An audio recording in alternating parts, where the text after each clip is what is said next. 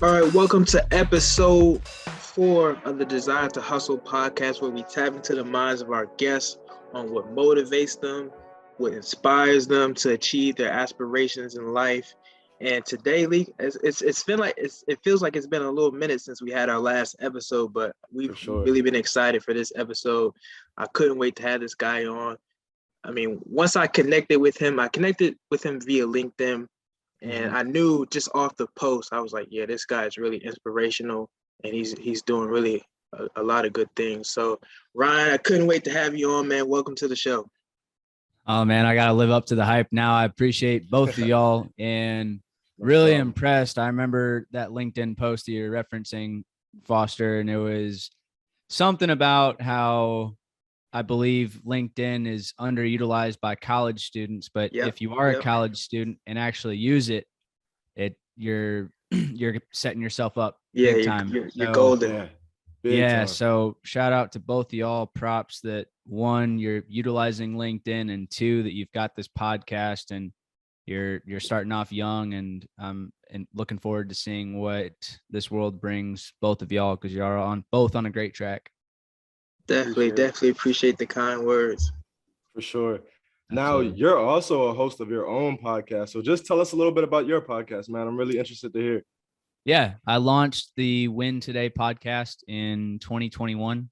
The mission of the Win Today podcast is to inspire people to win today by connecting with amazing leaders and sharing amazing stories. So I've had guests on that range from coaches to CEOs to inspirational speakers, entrepreneurs, you name it. And then I've also used it as a platform just to be much more vulnerable about my story and why I do what I do and things that obstacles that I've overcome. And it's so much fun because I believe that change in the world truly starts by impacting just one person. And with the podcast, I know that we're doing at least that and then some, because there's been a lot of really great reception to it. So that's what it's all about. Yes, definitely, definitely. And I That's know great, me, man. That's me, great. me and Malik, we were able to catch a few episodes this past week of your podcast, and I was actually listening to one episode this morning on the way to get a haircut, and I sat there and listened to the whole thing, man, because it was so helpful. It was the episode with the financial guru Bernadette, and I actually Oh, she's connected with her awesome. on LinkedIn as well, and she was giving a lot of gems in there, a lot of things I'll use going forward, whether it's for student Yeah. loan debt or just making the right investments or just being smart money wise. It was a really good episode.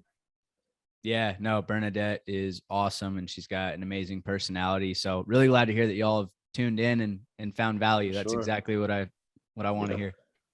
Yeah, yeah, for sure. I listened to your most recent one where you were talking about how for a very, I think you said for 5 years you were training for the Boston Marathon. And I took a quote away from your podcast. You said, "We can accomplish any and everything we set our minds to." And I feel like that was a very, very powerful quote. So just talk to us a little bit about, that experience with, training for the marathon and how that might have separated you from, where you are today. Yeah. So and I appreciate you tuning in and For pulling sure. that out. Anytime. And Anytime. and I really do believe that we have no limitations as human beings, and we can create any person that we want to become. We hmm can create anything that we want to achieve, and nothing is impossible. And another quote that I mentioned in that episode is from Eliud Kipchoge. You know how many people said that the 4 minute mile was impossible, and now a ton of people have broken the 4 minute mile, yeah, Yeah. and the Yep. 2 hour marathon was quote unquote impossible. And look at him, he broke it. So I mark my words, I guarantee you within the next 2 to 4 years, we'll see probably 5 to 10 people in that 159 range, but then down into the 158s. And who knows how fast we can become, but we have no yeah, Yeah. limits. So for me, yeah, I love running. And actually the bib right there, that's the one hmm from the qualifier race. So for Nice. me, running it became a meditative activity for me. For hmm I come up from a household where there was a systemic trend of, alcohol abuse and emotional and mental abuse. And I found running to be kind of an escape. I started running because I wrestled and had to cut weight all the time. But then as things were going on at home, I would go run and I noticed, hey, I don't think about anything that's going on at home when I'm on these runs. So it just became my release, and I kept doing it all the way through college. And then after college, I mean, I love to compete. Sports have always been a big part of my life, and figure, hey, can't wrestle anymore, but let's see where running can take me. And so I started setting my sights on the Boston Marathon, because I'm looking at what's the hardest thing that I can do to push my limits, and what's like the hardest marathon to get into. And Boston is one of the oldest it is the oldest marathon out there, and you don't just sign up for it and show up. Like, you have to be invited. So for a 29-year-old male, that means you have to break a sub 3-hour marathon. So that's running at about no less than a 6:52 pace per mile for 26.2 miles. And yeah, 2017, I set out for it, and along the way got injured 3 times. I got hit by a car when I was running in 2019, like literally like smashed, ended up in the trauma unit at MUSC downtown Charleston.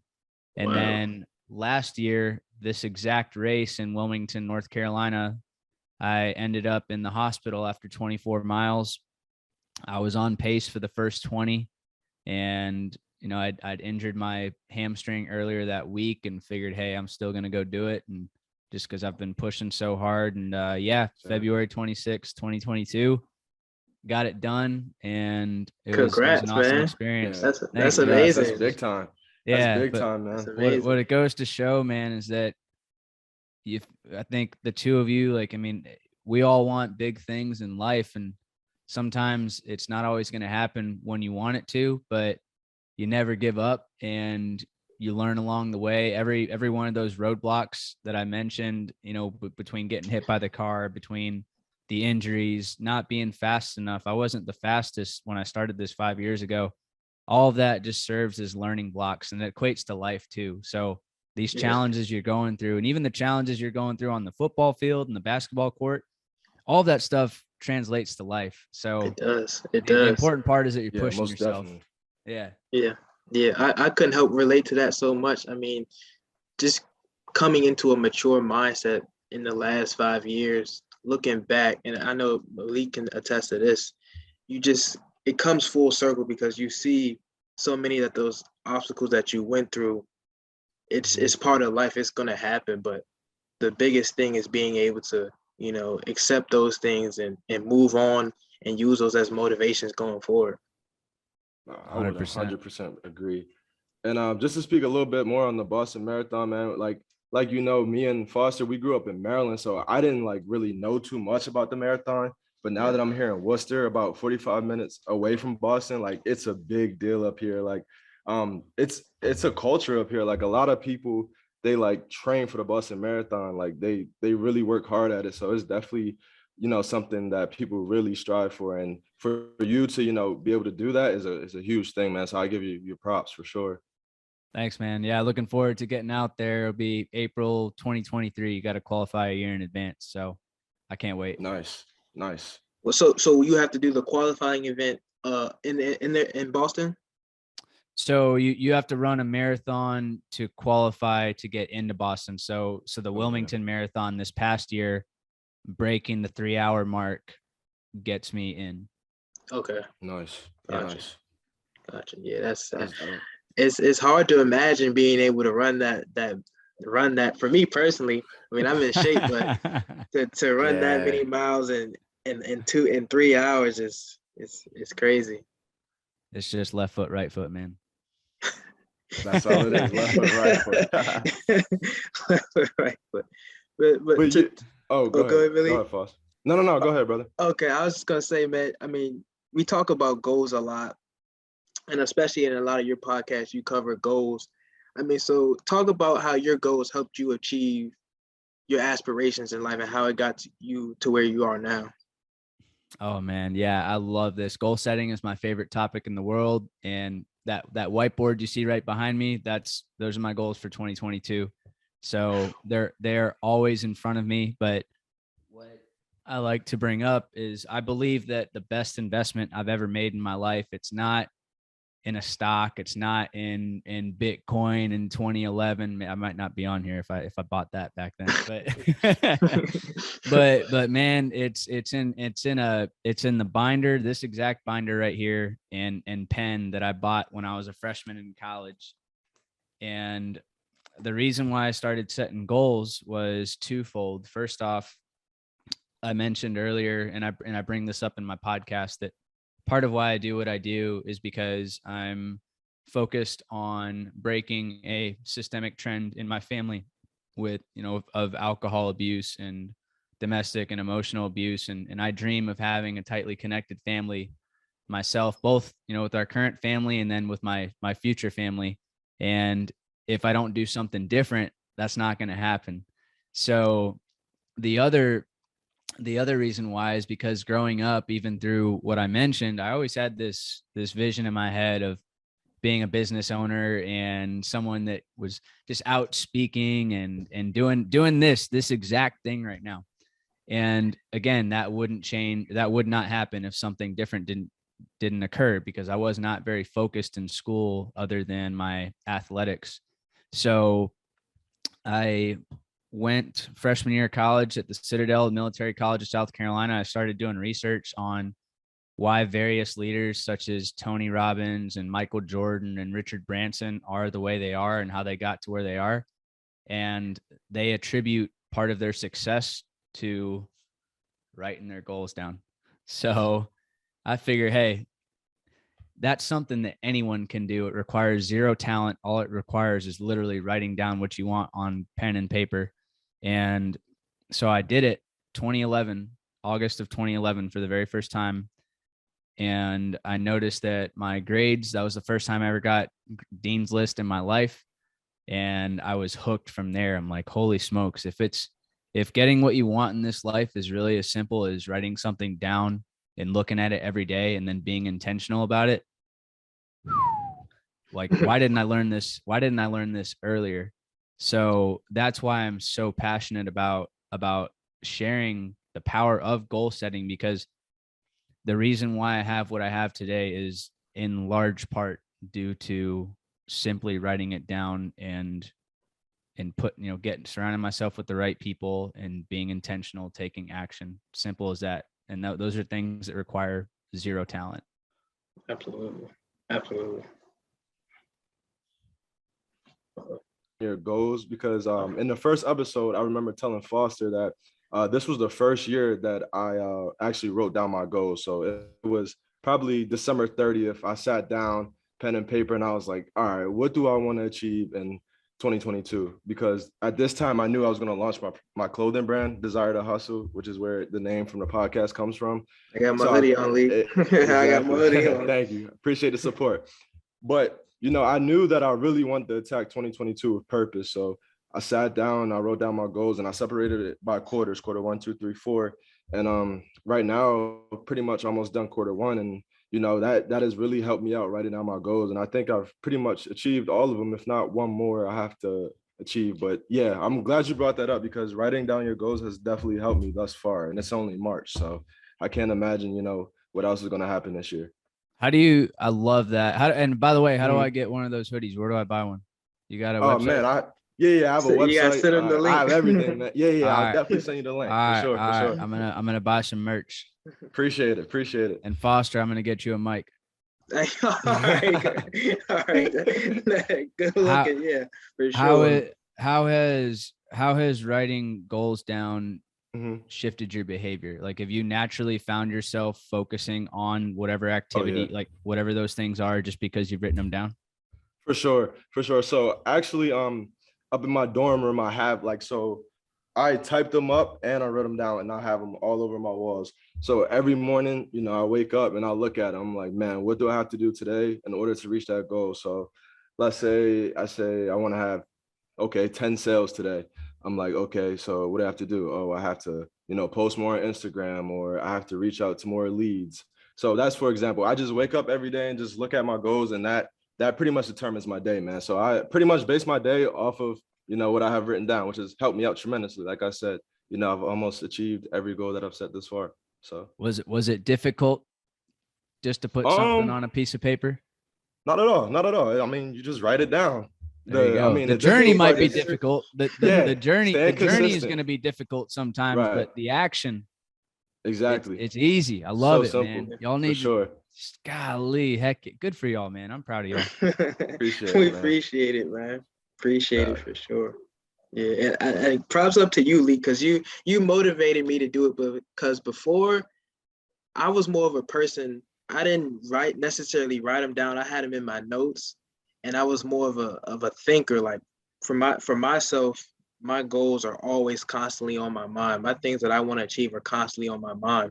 But I know during COVID, I was more focused on writing the things that I wanna focus on into different journals. So I was gonna say, Ryan, I love when I saw the video of you talking about your journal, I mean your notebook and your pencil, because I related to that. I got about 6 or 7 notebooks over there of different topics that I just write in, I jot down. I know one of them I have that I really pay attention to is my career notebook, and in there it has jotted down. Okay, this is where I want to start, this is where I want to be in the middle, and then this is eventually where I want to end up. And then I have the multitude of companies that are in there, and how long I have to stay there and what I'll be doing. So I think that's one of my favorite notebooks right now. And I kind of just fell in love with just understanding those things, and then going forth, like you said before, just making those connections and networking with people. That's one of the things I love. And I know you had put it in the comment that I had seen under the post. So those things for me are big, and props up to Leak for, motivating me to, get study on, writing my goals down, and having that stuff written out so I can constantly look at it. I love it, man. Y'all are well on the way. I already know it. For sure. To, switch the topic a little bit. We saw that you work for Boeing, am I correct? Boeing Yep. Aerospace. So just talk to us a little bit about that, because I mean, up to this point, we really haven't had a guest that works in that space. So we just want to hear about your story and how you got into it, for sure. That's very interesting. Yeah. So actually how I got into Boeing was off of LinkedIn. There That's it why is. that's what I'm There telling it you, is. man. Like if you are a college student and are using LinkedIn actively, you're setting yourself And, apart from and, so many people. and not to cut you off, Ryan, I've saw myself, and I told Leak this. I see myself using LinkedIn more than I even use some other social media platforms like Instagram and Twitter. Some days, like I'm constantly on LinkedIn, looking at different people's posts. What are they talking about? Stuff for the industry I'm working in, and it's yeah. LinkedIn is definitely a really, really good app. 100%. It's my favorite app, better than Instagram and Facebook and everything. So yeah. So how I got in, just to cover the LinkedIn story real quick, is I started off, and we've got this rotation program called the Business Career Foundation Program, BCFP.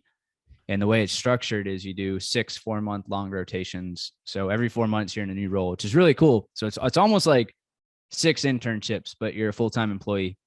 And I didn't know anybody in the BCFP program when I was in school.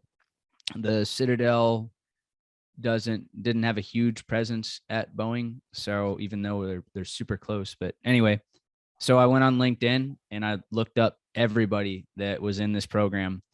One of the guys that responded, Art Guerrero, I've never met him to this day in person. Yet when I was a junior or my senior year, he was all the way out in Southern California. And all I reached out to him was, hey, Art, I see you're in this program. I'm really interested. I would love to learn what I can do to be competitive. I didn't say, hey, can you get me a job? I want to know what I can do to be competitive. And from there, he spent hours with me going through my resume, helping me out with interview prep, you name it, and got selected for an interview in Seattle. And I'll never forget this. Got out to Seattle, and some of the hiring folks like, hey, you're the LinkedIn guy. So, and I don't know if that's what got me the job, but I know it definitely helped me get the interview and set me apart from a very competitive field. You're like, hey, you're the LinkedIn guy. Like you are distinguished. We know who you are. It's not that I was the best or smartest guy out there. Certainly wasn't, but when you do something like send a message on LinkedIn, especially as a college student, what it shows an employer without them even hiring you is, hey, this Foster guy, this Malik guy, just because they're of the activity they have on LinkedIn and the initiative they're taking, hey, these are probably going to be people that if we hire them, we're not going to have to tell them what to do. So you're already like indirectly interviewing with a company just by being active on LinkedIn. So that's super cool. So that's how I got in. And then, so what I do at Boeing now is I lead a group of quality engineers that on the 787 Dreamliner program here in Charleston, South Carolina. And quality engineering is basically ensuring that we are building the airplane the right way and that we're following all of our processes. And if we're not, then find out what's causing the problems and go fix it. So it's a lot of fun. It's definitely very challenging because I work very closely with a lot of design and structures and stress engineers and I don't have an actual engineering background. I'm a business guy by trade, but this goes back to goal setting. How I went from business into quality engineering was by making it a goal of, telling people from the beginning of my career, the first product that I got to work on at Boeing was in St. Louis. It was on the F-15 fighter jet program. And when I walked that fighter jet line for the first time, I realized, dang, I don't want to be a finance guy. I want to be on the airplane. I want to be with people. So from that day forward, I was spending as much time as I could in the factory and made sure every leader and every mentor of mine knew that, hey, I would like to run a factory or do something that gets me close to that airplane. And long story short, that's how I made my career transition over to the quality organization and without having an actual formal engineering background, but I've spent a lot of time learning as much as I possibly can. So like I said, you can do anything you want in this life. That's awesome, man. That's awesome. Yeah. It's no words for that. That's truly awesome, man, because that kind of just defies the odds. You're a business major and you go straight to engineering and you just kind of strategized your way to moving into engineering and you knew that's what you wanted to do and you went about it the correct way. So ups to you, man. That's amazing. Yeah, no, I appreciate it. And it's just about, it goes back to the simple things, identify what you want and write it down, make it a goal, share that with people. When you write down a goal, just by writing something down, you're 42% more likely to accomplish it. And that's backed by a study from Dr. Gail Matthews. When you share that with someone, that your odds increase to roughly 70%. And that's backed by an additional study by the American Society for Training and Development. So what's really cool here is whatever goal that you might have, write it and then share it with people. Show that, you're taking action, you're being intentional towards that thing. And it's amazing what happens. Yeah, that's awesome, man. But just to switch it to a fun topic on aerospace and engineering, I know you see a lot of the wealthiest people of the world, the Elon Musks and the Jeff Bezos. I mean, they're going into outer space. I know Elon Musk has his SpaceX program, and then I forgot what Jeff Bezos his rocket was Blue called. Origin. Blue Origin. Yeah, Blue Origin. Yeah, Blue Origin. Yeah. I mean, what's kind of your viewpoint and opinion on that? Because they're making some big things happen, man. I mean, it's just happening. They're charging like these wild, crazy prices, and then it's crazy.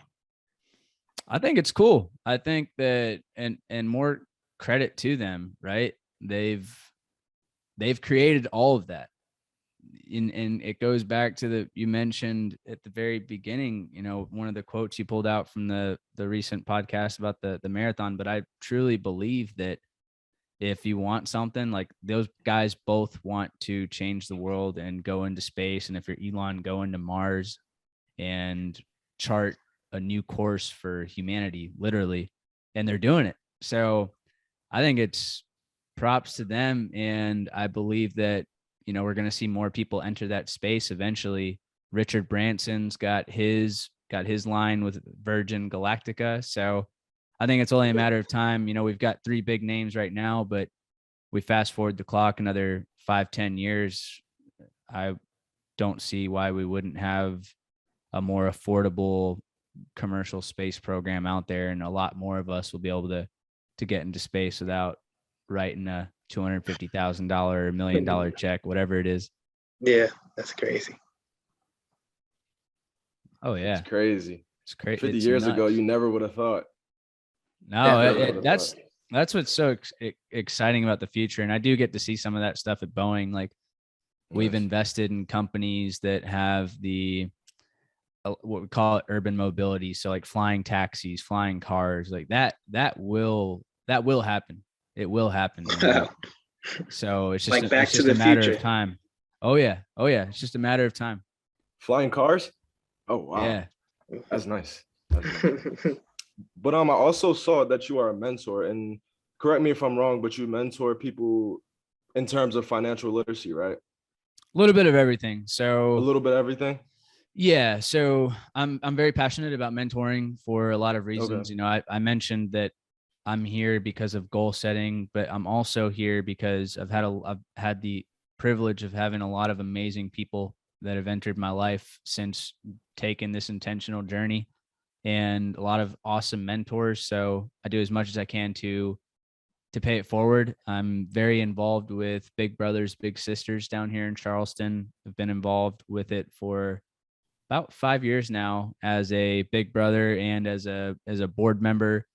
I mentor a lot of early career folks at Boeing, a lot of students that are getting ready to enter the workforce. And also, yes, I do spend time helping prepare people for financial freedom and just educating them on how to be more savvy with personal finance. That was something for me that coming out of college, I didn't have the fortune of having a college fund. So I paid off about $70,000 in student debt in just under 4 years. And now I do whatever I can to help people eliminate their burden faster or avoid their burden. I talk to college students a lot about how to not get in debt and how to find more scholarships. And so I'm very passionate about just sharing what I've learned so people can be better off in the future with whatever it may be, whether it's money, personal life, they're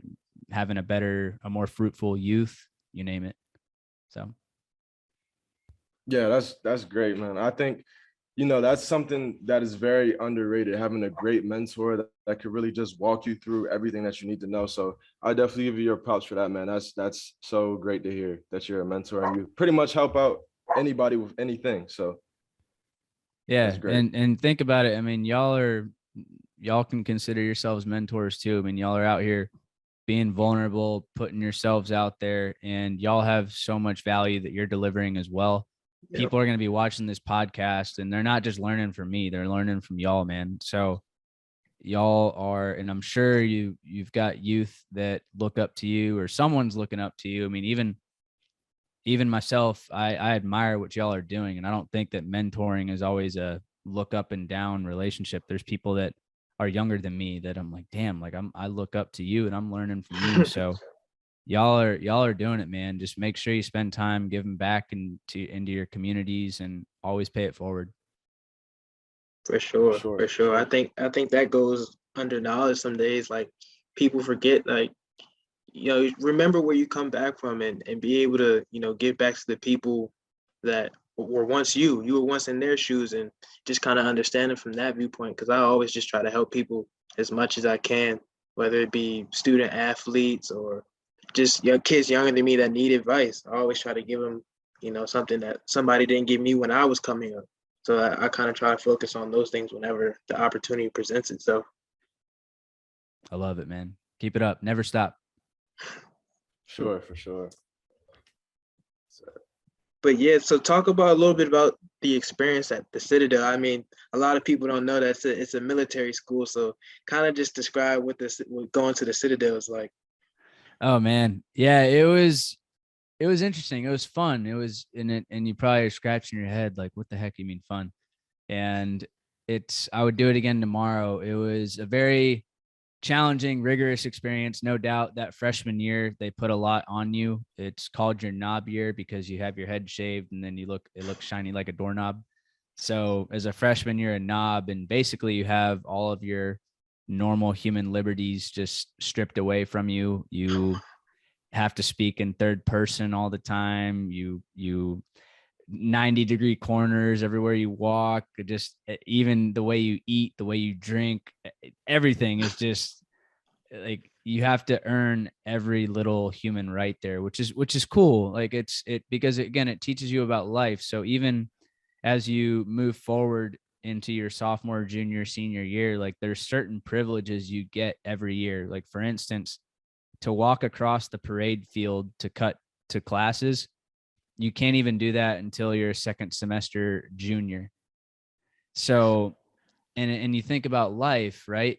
You think about life, and there's certain things that we don't get access to even in the workforce until, let's say, you're an executive. Yep. Or there's certain things you don't get access to unless you have certain years of experience, or you name it. So it really teaches you about life in a different way, a more, I would say in some cases, it's exaggerated in some forms, but the place is really a leadership laboratory. So in addition to being a student there, even if you're not going in the military, you still have to go through ROTC, wear a uniform, you name it. And on top of that, everyone lives in the barracks, and you've got cadet companies. The cadet companies are ran by the cadets. So you can have responsibility from anywhere from 10 cadets to, if you're the regimental commander, which is like the CEO, you have responsibility for the entire corps of cadets. So over 2,200 people. And as an 18, 19, 20, 21-year-old, being responsible for other people on top of being in charge of your own, academic journey, it's a lot, but it's a great simulation for life. And peer leadership is the most difficult form of leadership. As you guys know, it's the toughest thing ever to have to tell a teammate, like, hey dude, you got to pick up your slack, because most of the time that teammate is probably your friend. In the workforce, sure, it's a little easier because these people, generally speaking, you're not going to grab dinner with them later that night. Yeah. So I just believe it was an amazing training ground, and I loved the experience. It helped me out a lot with where I am now. Yeah, that's amazing, Ryan. I think the military experience in college is something that can definitely be beneficial to a lot of people. I know my dad personally, he went to the military before he went to college, and it turned out really well for him. He got to see a part of the world. He went to Germany, and he loved his experience there, and he learned a lot from it. And he said in terms of really turning him into a man and prepared him for going to college and doing well in college. So definitely the military experience is definitely something that's really good for people. Absolutely. Yeah, I think it gives you a good foundation of personal discipline and, discipline. I don't know if y'all follow Jocko Willink or not, but it says discipline sets you free. Discipline equals freedom. So that's great. For sure. That's great. Yeah. And Ryan, I would just ask you, like, how has, your experience in college, how has that, set you up to be in the business world? How has that prepared you? Yeah. So first thing from college was with goal setting. That's something I started as a freshman. So it's helped make me extremely intentional. And that's, again, something that every day I still do it. I've just got that whiteboard right behind me. The other thing that from my college experience that really helped me out, especially going to a military college and having leadership roles there, is that it taught me how to work with all sorts of people. So you've got the highly motivated, the people that will just do what they need to do, which is fine. And then you've got people that don't want to do anything. And anywhere that you go in life, you're going to deal with each group of those people. So it's important to know how to work with each of them. So that's something that I got experience with early on before getting out of college. And the things that I learned about working with those different groups of people are things that I still apply the lessons learned today. And the other thing was that taught me how to just take care of people and be there for people. So one thing I love about the military model is that, people, leadership is number one. People are number one. And I believe that the sign of a good leader is you should be able to walk a factory floor, or if I were to come to either of y'all's practices and point to some random teammate and say, Foster, tell me 3 things about that person. Malik, tell me 3 things about that person.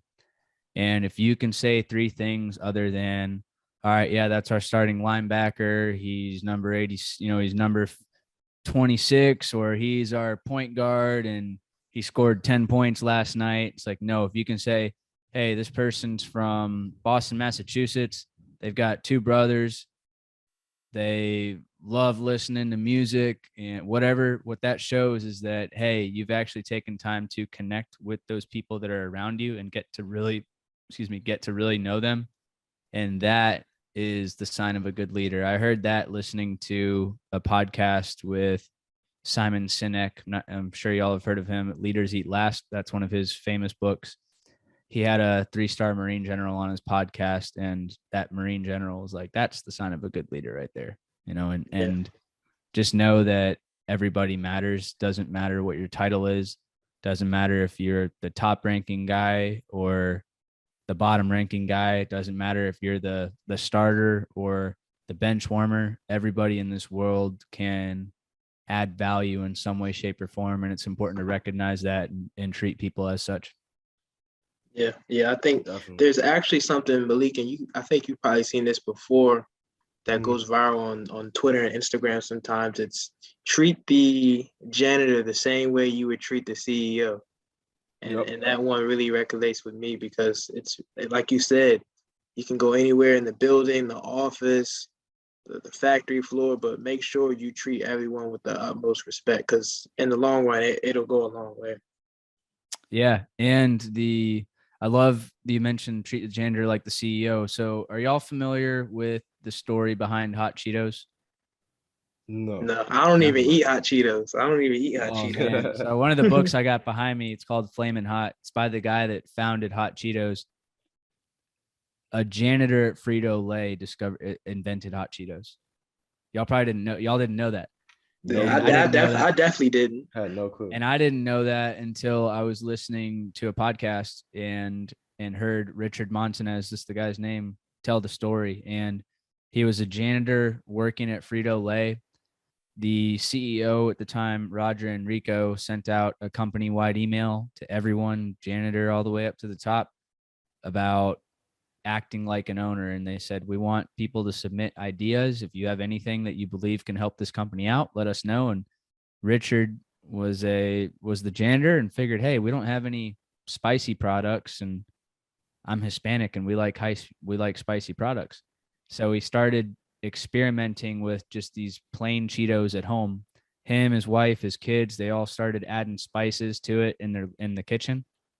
He has this amazing idea. He calls the CEO while he's the janitor, and the CEO actually took the phone call and listened to him, flies down to California from the Texas headquarters, listens to the idea, and long story short, we have Hot Cheetos. Started from a janitor. And the cool thing is, it came from a janitor, but the other cool part about the story is that the CEO actually listened. And the CEO didn't just disregard the fact that, what value is the janitor really going to add? And another thing is, like, even I'll take the Boeing company for an example. The most important people that we have at the Boeing company aren't the executives, it's the mechanics. And if you look at where they fall on an org chart, they're at the bottom, yet they are the people that are responsible for building our $300 million plus aircraft, the 787. They're the people responsible for building the rockets that are going to take us into space, into Mars. So they make the company go. They make the company go. Exactly. So without them, we're not $100 billion plus enterprise that connects, protects, and explores the world. So you've got to take titles away. Everybody matters regardless of where you fall on a chart, because the most important people you have are often going to be in those roles that don't have the fancy titles. Yeah, and they're often the most grounded people too. 100%. Some of the best people I know. Anytime I bring a new employee out in the factory, I tell them, I walk the shop with them. I introduce them to some of the people building the airplane, and I tell them the most important person you're going to know at this company is the one you just met, the one building the airplane. You might meet a lot of vice presidents while you're here, which is awesome. No discredit to them. I love them. Some of my mentors are vice presidents, and I'm not saying they're not important, but what I'm getting at here is only focusing on them does you no good. Got to spend time with everyone at all levels. No, for sure. I totally agree. And I had no clue about the hot Cheeto story. That's fascinating. Like, Yeah, that's a good story right there. it's a great book. Flamin' Hot by Richard Flamin' Hot. Montanez. Yeah, I might have to take a look at that one A for good sure. one. Yeah. One of my favorites. Definitely. And speaking of books, I mean, I know me and Malik have dived into a lot of books over the last course of the year. I know we're big fans of Rick Ross's two books, A Perfect Day to Boss Up and Hurricanes. I recently started Hurricanes. I love it so far. Malik's on Perfect Day to Boss Up. And Great I book. heard you talking about just some investing books too. I know I got one right here. I've been reading for the past year. I love this book. This book is called Saving and Investing for Kids. And it's literally just, it breaks it down in the simplest forms, and it's really a great book. And I was telling Malik about this book too. It's taught me a lot of stuff, and a lot of stuff I learned here I jot down in my notebook. So I really like this book. But what are some of your favorite books right now, or just one book that you would recommend for everyone to get? My favorite book of all time is Atomic Habits by James Clear. And I love that book. That book took my goal setting to a whole new level. So before, when I started this goal setting journey, all I did was focus on goals, which is good, right? It's giving me something to focus on. Yet when you really think about it, goals are strictly outcomes, right? What gets you to those goals is having a system in place that forces time and effort to that goal. Meaning, like Malik, you were telling me how many shirts do you want to sell this quarter? This quarter I want to have at least 200 sales. Okay, so that's the goal, right? 200. Yep. That's exactly. the outcome. Now, how do you get there? Oh man, there's a lot of things I have to do. So marketing is a big thing. You know, I have to reach out to people. You know, I have to really push my brand. Just finding somebody that I can work with finding a mentor, let me say a mentor. So I actually found a mentor, and he's been telling me a lot about the clothing brand. So just marketing, finding a mentor, and those are the two things that I really want to push in order to reach that. So let's focus on marketing. I would imagine that a certain amount of posts per week or emails per week, right? Yep. So that 200 goal is really dependent upon a system.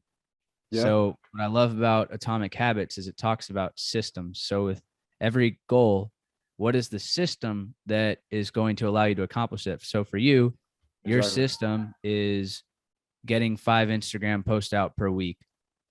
The habit is every day at 8:00 a.m., whatever it is, because your system is built on your habits.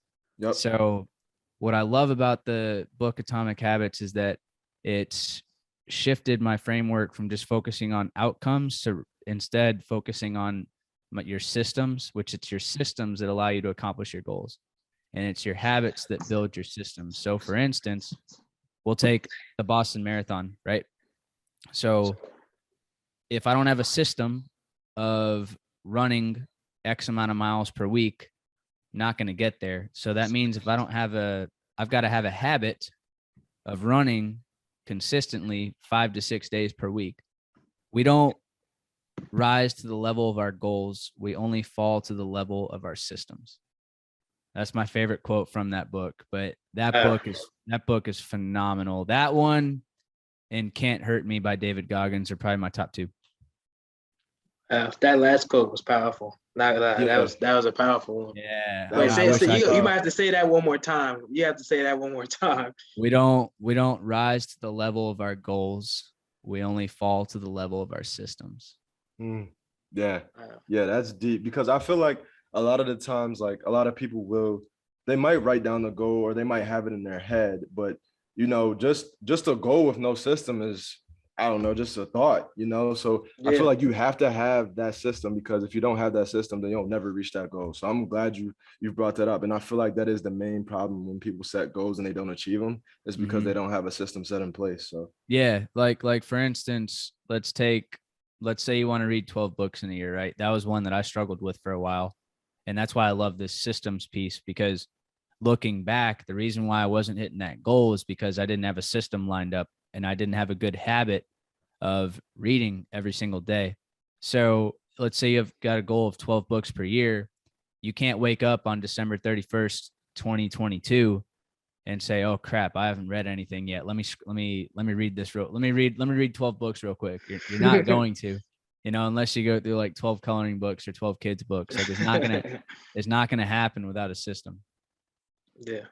So now the biggest learning I've had is, and I coach people about goal setting. I'm really coaching people about how to build systems and habits. Yeah, and that's amazing, man. And it kind of brought me to this other topic I was thinking about earlier in the day while I was actually listening to your podcast.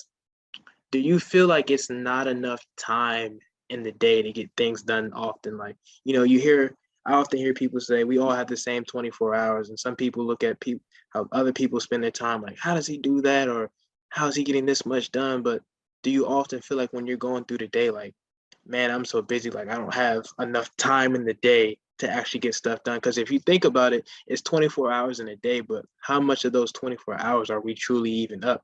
Because everybody, let's just say you wake up at 6 o'clock and your day goes all the way until you lay down, which is maybe 9 or 10 o'clock. So then you cut that to, I don't know, how many hours is that? Maybe like, I can't even think, 16 hours, maybe 16 or 15. I can't do the math on the top of my head, but yeah. I mean, do you often feel like it's not enough time in the day to get things done? No, I definitely, there are days that are definitely slam jammed. I mean, to the brim, right? But going back to the systems and being intentional, I'm very purposeful and intentional about my calendar now. So I make time for certain activities and literally carve it out on my calendar. So whether it's time for editing the podcast every week or meeting with a client, reading, working out, my first three items of the day, like workout and vision, breakfast and read, commute and learn, all of that stuff is on my calendar. Because if you just have a blank calendar and go through the day, then it's going to feel like, you don't have time because life happens. We've got an abundance of distractions. And then you start focusing on 10 different things. And then you never get to that one thing or two things or three things that you really wanted. So every day I write out my daily plan before I go to work. This is the first thing that I do. And I've got the three things that I want to focus on today. So no matter what distractions come up, like these are the three things that are going to be at the top of my mind. Do they always get accomplished? No, but I'm always doing something that aligns pretty darn closely, to those things. So what I tell people, and I don't even like when people say I don't have time, I question it because I say, hold on, you don't have time or you're not making time. Because if something's really important, you will make time for it. For instance, for sure, I could, I'm working a pretty busy full-time job and then slowly working on building this brand on the side and this podcast on the side. I could say, I don't have time. But for instance, every Tuesday I leave the office a little early and I go volunteer and teach kids how to play golf because I make time for it. But if you look at all the things I have that I get to do, it's like, yeah, you could probably say, oh yeah, Ryan, like he doesn't have time, but you make time for what's important to you. And it goes back to putting it on the calendar and doing your best to stick to it. And that's another thing. I've got my work binder right here that the day before, right before I leave work, I always print my calendar for the next day and I write out my priorities. So I never go into the office wondering what I'm going to focus on that day because I already took care of it the day before. So it's just a matter of flipping the script and how you view things. And another thing I tell, and that, like, you won't hear me say I don't have time. I'll say I haven't made time for that yet, or I haven't prioritized that yet. So pro tip for y'all, don't tell people you don't have time for them. Just say, hey, I haven't made time yet, but I will. Yeah, I think that's that's hey, a good Malik, one. that's really a gem going forward. Yeah, that's definitely a gem because I'm a Division I athlete right now, and that's pretty much a full-time job in itself, man. I'm talking wake up at 6, work out, come back at like 2 or 3, meetings, practice, all the way up till 8 at night. So that's a lot right there within itself. And then on top of school. And then so for me personally, I have all of that. And then, I try to put 2 to 3 hours a day working on the brand. So I could easily say, man, I don't have time at all. But I feel as though, school and football are obviously my obligations right now. Like I have to do that. But the brand is not technically an obligation, but I feel as though it's really important to me. That's why, I make the time for it. As you said, whatever you feel as though is important, you will make the time for it. So I definitely agree with that point that you made. Yeah, man, 100%. And like, that's something that, like, when someone says, I don't have time, I say, okay, what were you doing at 6 o'clock this morning? Or what were you doing at 5 o'clock today? Exactly. Scrolling Instagram, are you sure you don't have time? So I always, and again, like we've got, like you've got we've all got slam jam schedules right now, but it's just a matter of, are you making time for the things that are truly important? Or are you spending time on things that you think are important, but they're really not? Do you have to get back to that text message right away? Probably not. Unless it's a family 100%. member. Always make sure you keep in touch with your family first. But yeah. Yeah, exactly. That's great, man. That's great. Those are some gems right there, Malik. I know. For sure. I know, Ryan. I got a few more questions for you. One serious, one is a fun one because I know. I mean, like you said, we all have busy schedules. I don't want to hold you up too much, but the one serious one, and I know I mentioned this on the last podcast, is I asked this question once, and I'm gonna ask this one for you. How do you measure your success? Like, what are some things that you view as your success? Impact, how I'm helping people. I believe that the best accomplishment in life is not whatever award or title that I earn. The best accomplishment in life is when someone tells me, hey, Ryan, you helped me get to where I am, or your podcast helped me get out of a really tough emotional breakdown that I was having. Your message inspired me to write goals down for the first time. That to me is, one, it's the biggest accomplishment, and two, I believe that's what defines my success, is knowing that through the efforts that I'm making with this brand and in the pursuit of my own goals, it's helping change other people's lives. So that's the first thing. And obviously accomplishing my goals and making those things happen, on that whiteboard and the vision board behind me. I see that as personal success, but I don't place all of my value on those things. It's always about what am I doing to make the world and people around me better. And I believe moving forward, success for me is going to be dependent on, what type of family am I helping raise and create, and the people that I'll eventually bring into this world, what are they doing for this world, right? So I believe that's what my future success will be. Yeah, that's amazing. That's amazing. that you said impact. Impact is definitely, something that I personally would say, defines my success as well. So yeah. I think, and I say that, like, don't get me wrong. I mean, like, it's great to have the financial targets and it's on there, but to me, my success isn't going to be how many millions I make, because I mean, it's coming, right? And that will happen, but it's more so, what means more is hey, helping people.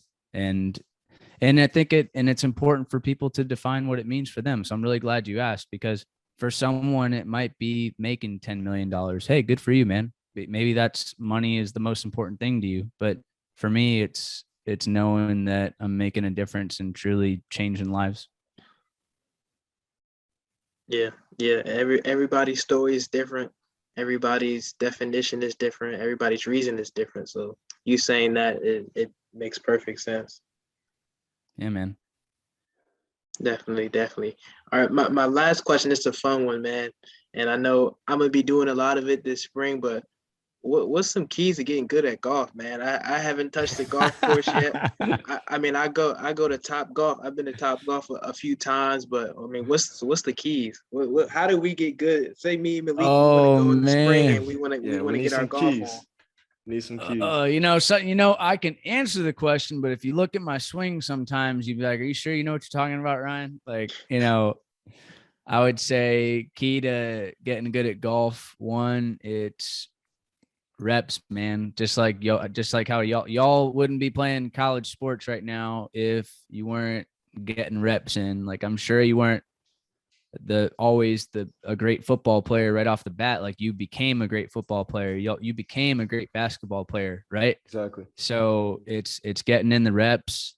Focus on your short game first, because that's really the most important strokes. So it's fun to go up there and bomb a driver, but if you can't hit that 100-yard shot in, then it's just going to be a long day on the course. So and then patience, man. Enjoy it. Golf is one of the most relaxing yet frustrating sports in this entire world. So enjoy the time being outside, and know that it takes time. So be patient, but yeah, focus on the short game, get a lot of reps in, and be patient, and we'll eventually get it down. You'll eventually get it down. Yeah, for sure. I see you got the dog in the back, man. Yeah, that's my dog. That's Izzy. I've had her for about 5 years now, or 6 years now. I was volunteering at a shelter in St. Louis. That's where I started with Boeing and rescued her, and she's a great part. She's a great addition to life. It's just her and I in the house here. So yeah, that's amazing, man. Definitely. That's amazing. Yeah. Well, look, Ryan, we don't want to take too much of your time. We just want to say thank you for coming on the podcast, man. This has been an amazing episode, and you definitely have given us some wisdom. So with that being said, we're just going to close it off. Thank you, everybody, for keeping up with our podcast, and thank you to the new viewers for watching. Many blessings. And Malik, he gotta leave us with a gym. One gym. One gym? Okay. Yeah. You gotta leave us with a gym. One gym. Every guest comes on, they leave us with something. They have to leave with one gym. Oh man. Okay. I can drop a bunch of stuff right now. I shared with y'all my favorite stat, that just by writing something down, you're 42% more likely to accomplish it. So know that the best investment you can make is always in yourself. And so do that. Get a pen and paper, write down what you want, share that with people, be intentional. And the last thing I'll leave you with is do things right and do the right things. Wow. That's great. It, man. That's it. That's great. That's it. Thank you, everybody who joined in. We can't thank you enough. And please continue to keep us in your prayers. We'll continue to pray for everybody who's watching. And we look forward to the next episode. Thank you. Yep, thank you so much, Ryan. Yeah, man. Great job, guys. Y'all are killing it.